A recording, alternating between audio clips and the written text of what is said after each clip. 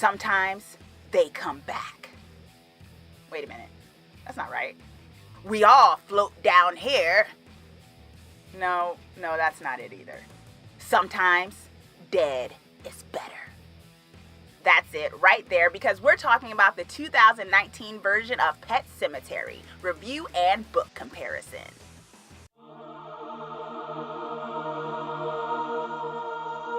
Hey Twisted people, it's your Twisted Girl next door here, and today I am doing a review and book comparison of the 2019 version of Stephen King's Pet Sematary.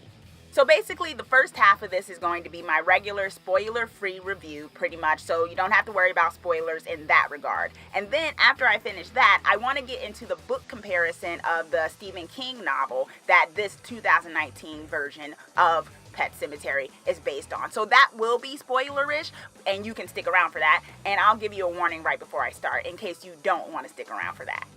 Pet Sematary deals with a couple who relocates with their children to rural Maine for a more quiet life, but soon discover a mysterious burial ground near their home, and things get really crazy and dead from there.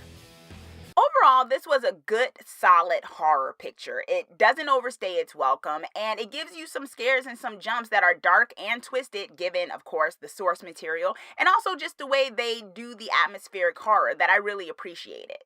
I feel like if you don't know about the Stephen King novel that this story is based off of, you will think pretty much that this is a quality, nice, simple horror story. That it's very much a self-contained story that's dealing with, this family that happens upon this burial ground that brings things back from the dead. So in that regard, it's solid. Now, I will say that if you are someone who does know the Stephen King novel and knows a lot of the, plots and things that were involved in that novel, then I feel like you might feel like you were slightly cheated out of the movie being able to dig deeper into the source material, and you might feel like it's a little empty, if that makes sense. Not that you won't enjoy it, but if you do know the stories that it could have potentially touched on, I think after it finishes, you might feel like, wait a minute, there was a lot more you could have talked about or dealt with and shown when it came to this story. At its best, this movie is a to-the-point, no-frills adaptation of Stephen King's Pet Sematary. At its worst, some people may feel like this was an episode of Tales from the Crypt that went on for maybe an hour too long. Atmosphere.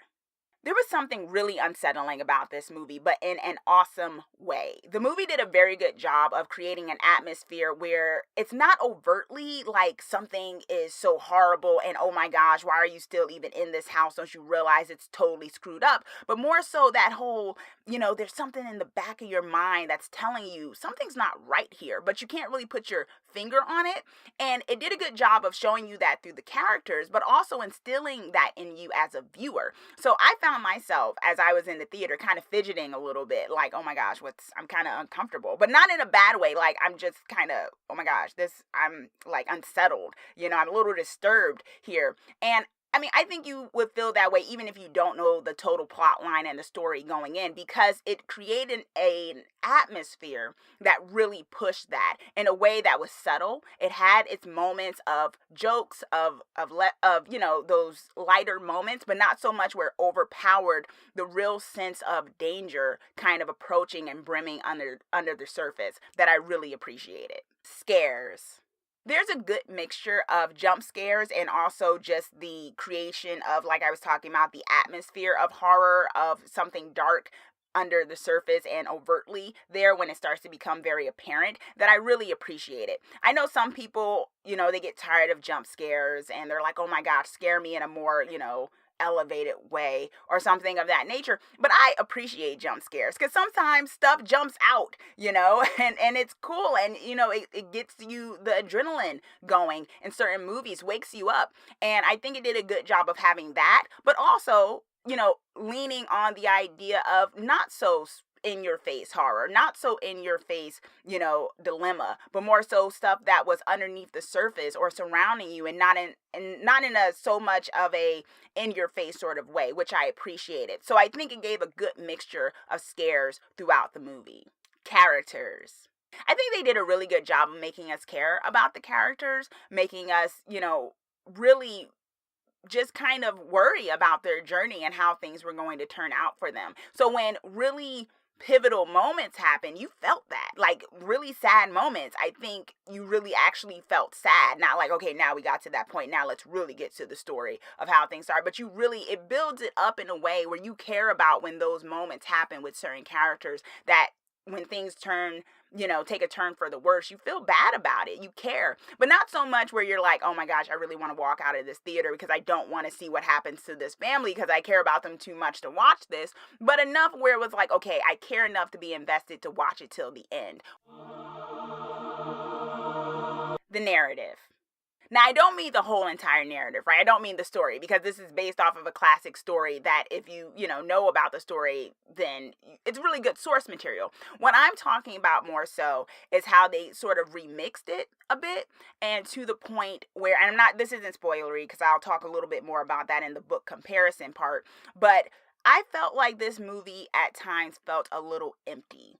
Empty at worst, maybe too simple at best. It was very contained. You didn't feel like any of these things that really happened, even with the, burial ground and all that, was connected to something bigger that went beyond the family. In my opinion, I think they missed an opportunity to connect to certain other aspects that the story could have infused when it came to the source material and to the story itself. And I think because of that, when it ends, you're like, okay. I mean, that's kind of how I felt. I was like, oh, all right. Yeah, no, that worked, but kind of felt small, which is weird, right? Which is not necessarily a total con. It's just kind of like, I felt like it was a very simple story, which is fine. I like simple sometimes. Just knowing what they could have done and what they chose not to, it was like, oh, why didn't you? All right, fine. That's cool. This is fine. So there's two main trigger warnings in this story, which you probably already know about, which one is animal death. I have 3 cats, y'all, and I pretty much had to emotionally prepare myself for certain aspects of this story. So yes, there is animal death in here and also child death. So if,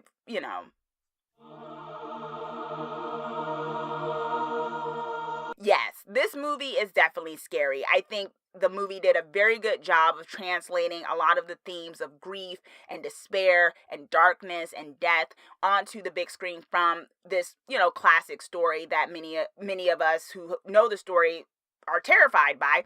And even if you don't know the story, I think it did a very good job of conveying those scares on screen. So you will definitely be unsettled in this movie. Yes, this movie is definitely Stab approved. I really enjoyed it. For my big con that I had with it, other than that, I thought this was a very solid is I think the best word for this, a very solid horror picture. Okay, so that was my spoiler-free review of Pet Sematary, the 2019 version. Now, what I want to do next is get into book comparison in some points that I wanted to make about the movie, and this is somewhat spoilerish. So, if you don't want to be spoiled, do not watch past this point. Thank you for watching. Be sure to subscribe so that you are the first to know when I post my videos of all things horror, dark fantasy, and dark superhero. And then after you watch Pet Sematary, come back and watch the book comparison and the rest of the video and let me know what you think. And even if you haven't watched Pet Sematary yet, still let me know what you think. Comment down below and let me know what you think down there. But we're going to get into the book comparison right now. All right, so there are 3 main points I want to make about the book comparison when it comes to this movie. What I was alluding to in my spoiler-free section of this video, which they remixed a lot of stuff, right? There were a few things that they changed, like one, which child died in the book and also in other movie adaptations. It's usually the little boy, the son, is killed and he comes back and he's really menacing and he does some serious stuff. And in this particular case, they made it so that it was the girl.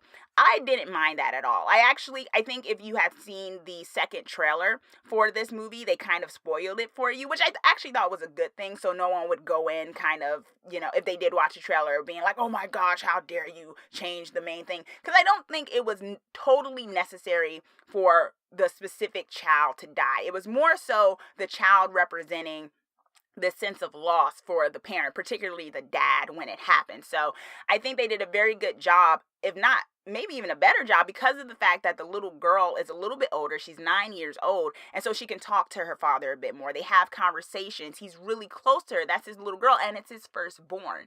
And I think they did a very good job of making it so you felt the emotional weight of that. So they switched that, but I don't think that was a bad switch. I'm not one of those people who are a complete purist when it comes to adaptations. I think if you can make it justified and you make it work for the story, and you're not just doing it for the sake of switching it, I think it works. And I think in this case it works, especially for the emotional blow when she does die.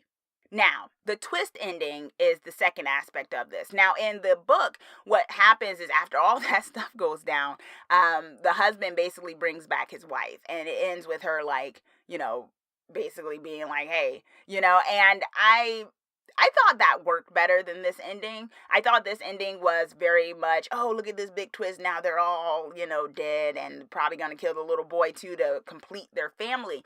And I thought the other one worked better in the sense of, with the husband character, that even when everything goes to crap, because he so much doesn't want to let go, and this sense of despair, that he's willing to try again and convince himself that maybe this time it'll be better. And I think there's something so much more effective about that kind of, narrative when it comes to it, as opposed to, well, everything goes to crap, he loses in the end, gets killed and gets brought back, and now they're all screwed up, and maybe not even themselves, because, they probably are actually their real souls are probably somewhere else, and that's not even them anymore. So, yeah, I just thought it was a better ending because there was still a human component in the original ending that I think resonated for the theme a lot better than this one did. And then finally, what I was alluding to was there's certain stories told in the book of, things that happen with like a soldier who comes back and he gets brought back, and kind of plays a little bit more in being a little bit more informative about what exactly happens to someone when they go away into the pet cemetery. Not like totally explaining everything, but it hints at the fact that those aren't who you think they are when they come back. And that's so menacing to me. I think the movie touched on it a little bit in certain scenes that, okay, that's not who you think it is. But I think it left it a little too vague. And I just think there's something so great about certain Stephen King novels where he creates his own folklore, and he also draws on other folklore to create a sort of universe, right, that connects to so many other things. It can seem like a simple, story, but in a small town, but it's also connected to like gods and demons and things of that nature, and not so overtly where you feel like it's so overwhelming, but just like this micro incident is connected to such a bigger universe of horror. And I think there's something really cool about that. And I think the movie missed some opportunities to really, dig into that. And I think it had time. I honestly think it had room to do that. I know sometimes with book adaptations, you cannot fit everything. That's why, the first It adaptation was a miniseries. The best It adaptation so far, if you ask me, was a miniseries. It was a TV miniseries with Tim Curry. Oh my gosh, love him. My favorite Pennywise. Although I like the other guy. And the new one is a two-parter, right? It's two movies. They couldn't fit all of that in one movie. It makes complete sense. And I don't think that was the case for this one with Pet Sematary. I think he could have fit the other stories into this movie to make it connect to something, to tell the story of what happened before this family got there. And I think there was a missed opportunity to do that. And I don't think it would have made the movie ridiculously long. Okay, so what did you think of Pet Sematary 2019 version? Did you like it? Did you love it? Do you agree with some of my assessments when it comes to the book comparison? Are you down for more Stephen King adaptations, or do you think they've ran their course and people should just stop doing them and let us read the books and encourage people to read more? Oh my gosh, let me know. Comment down below with your thoughts. Let me know what you're thinking. And also be sure to subscribe so that you are the first to know when I post my videos of all things horror, dark fantasy, and dark superhero. Thanks for watching. Let's get creepy together.